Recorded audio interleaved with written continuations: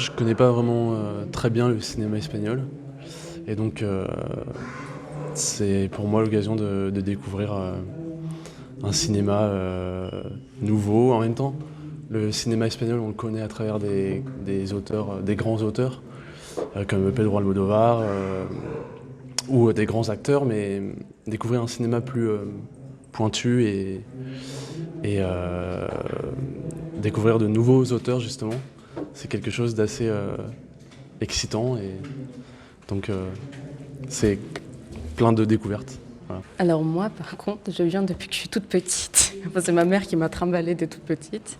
Et du coup, j'ai pris l'habitude de venir. On a eu la chance dans ce festival de rencontrer plein d'artistes, de réalisateurs, qu'ils soient acteurs, réalisateurs, de découvrir des films extraordinaires comme Carmina, par exemple, qui a quelques années. Et c'est vraiment une chance extraordinaire, que ce soit sur 10 jours, je trouve. Et je trouve qu'on est très chanceux de pouvoir voir toute la sélection de ces films et découvrir tous les ans de nouveaux films, de nouveaux réalisateurs, de nouveaux artistes. Donc pour moi, c'est un petit enfant qui était au Festival Enfant et qui maintenant peut regarder les films et être jury. Alors pour moi, je suis espagnole, donc j'ai grandi autour du cinéma espagnol et aussi en plus je suis comédienne. Donc j'ai fait la carrière en Espagne, après je suis venue en France pour tenter ma chance. Et moi, mon rapport précisément pour le cinéma espagnol et nous en tant que jury jeune, c'est aussi parce que quand j'étais plus jeune, là je suis aux limites, et ça se trouvait à chaque fois avec mes amis qui ne sont pas comédiens, qui n'ont rien à rapport avec le cinéma en général, que d'affection. Et ça se trouvait qu'ils disaient à chaque fois, non, est-ce que le cinéma espagnol? Et moi, j'étais tout le temps en disant, non, il faut connaître tous, parce que c'est pas que ou Almodóvar, ou c'est pas que Amenábar. Il y a beaucoup d'autres qui sont en train de sortir à chaque année, en plus de ces styles très différents. Il y a beaucoup de films d'horreur, de comédies, des dramas, des biopics. Donc, pour moi, le rapport cinéma, c'est ça, c'est parce que c'est mon métier. Et en même temps, parce que j'ai toujours aimé le cinéma espagnol. Et j'ai toujours dit à mes amis, non, il faut que vous le fait d'essayer de le voir et de comprendre mieux parce que ça parle de nous aussi. Donc, ça pose ça. Moi, concernant le cinéma espagnol, je suis un peu comme Raphaël. J'ai quelques lacunes dans ce paysage cinématographique. Au niveau vraiment auteur espagnol, c'est vrai que j'ai peu vu de films, à part des auteurs assez récents comme Juan Antonio Bayona. Sinon, en langue espagnole, en tout cas, je connais plus le cinéma mexicain, par exemple, ou sud-américain plus généralement. Mais du coup, ce festival, c'est une occasion, comme Raphaël, de m'ouvrir à un autre paysage, à d'autres auteurs, et de, on va dire, découvrir un peu la culture espagnole à travers ce cinéma-là, sachant que ça m'a toujours plutôt attiré, cette culture-là. Donc voilà, globalement, c'est ce qui m'a attiré dans le festival et c'est ce qui m'a poussé à candidater. La mission d'un jury jeune, selon moi, c'est en tout cas donner, on va dire, un prix à un film de la sélection qui va représenter, on va dire, notre tranche d'âge ou vraiment notre vision en fait à la jeunesse du cinéma, en tout cas. Selon moi, c'est un peu notre mission dans le jury. Et d'être aussi, bien sûr, le plus objectif possible, mais en soi, de peut-être donner un prix un peu plus symbolique, en fait, que le prix du meilleur film, en tout cas, et qui représente un peu plus la jeunesse. Alors moi, ce qui me vient à la tête, c'est l'idée de transformation. Les jeunesses est tout le temps en transformation, c'est-à-dire moi, je suis aux limites, comme j'ai dit avant, d'une génération jeune. Et donc là, je sens il y a beaucoup de jeunesse, beaucoup de styles différents, même comme en français, mais aussi comme les espagnols. Donc c'est un peu pour parler aussi de que le cinéma se transforme, aussi, qu'il y a une évolution, donc comme les jeunes. Et donc on peut trouver toujours des choses différentes dans chaque film et aussi des autres idées et de connaître aussi d'autres cultures et des histoires vraies, des histoires inventées. C'est un peu l'inquiétude et cette vivacité, c'était comme ça, de jeunesse aussi. Moi, je trouve ce qui est hyper intéressant, c'est que le jury jeune, c'est des jeunes, en gros, étudiants ou qui sont en train de se professionnaliser. On est beaucoup à travailler dans le cinéma. Et du coup, je pense qu'on a une vision de personnes qui adorent des cinéphiles, finalement, qui sont en train de se professionnaliser, mais qui n'ont pas encore tout connu du cinéma, comme parfois des réalisateurs qui connaissent plein de choses. Donc on a peut-être ce regard encore pas naïf, mais justement, c'est encore cette petite lumière qu'on peut avoir quand c'est les débuts. Et je pense que ça peut être intéressant. Et j'ai l'impression qu'on est une bande de gros curieux qui aiment bien regarder plein de films différents. Donc c'est peut-être ça qui fait le charme du jury jeune. Je pense que vous avez tout dit. En fait. Oui, mais ça c'est facile. Je trouve que le fait que le festival permette à des jeunes de participer à un jury, c'est aussi l'occasion pour des jeunes qui ne font pas forcément du cinéma comme Jocelyn, d'être actifs, d'être dans un mouvement actif, d'être un spectateur actif et d'avoir un rôle. On a une sorte de responsabilité et donc de regarder des films, de regarder une sélection avec une responsabilité, c'est avoir un regard différent aussi. C'est se poser davantage de questions, remettre toujours en question justement notre vision du cinéma, la vision des autres, et ça permet, ça crée du débat.